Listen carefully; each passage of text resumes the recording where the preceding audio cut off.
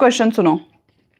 अब क्वेश्चन रह गए हैं हमारे error. Okay, error play an important role in mathematics, this statement is. Hindi में, गणित में त्रुटियों की एक महत्वपूर्ण भूमिका होती है, यह कथन है। पहला option false, an error indicate carelessness, गलत क्योंकि त्रुटियां लापरवाही दर्शाती है। दूसरा, true, as they give ideas about how children construct mathematical concept, सही है क्योंकि ये बोध कराती है कि बच्चे गणित की अवधारणाओं की किस प्रकार रचना करते हैं। तीसरा है true, as they give feedback to student about their mistake, सही है क्योंकि ये विद्यार्थियों को उनकी प्रसंगों के बारे में फीडबैक देती है। चौथा है false, as there is no scope of error in mathematics, गलत क्योंकि गणित में त्रुटियों का कोई स्थान नहीं है। क्या ऐसा हो सकता है कि मैथ्स में त्रुटियों का कोई स्थान ही ना हो? ऐसा तो बिल्कुल भी नहीं है। निधि डियर बी बिल्कुल ठीक है।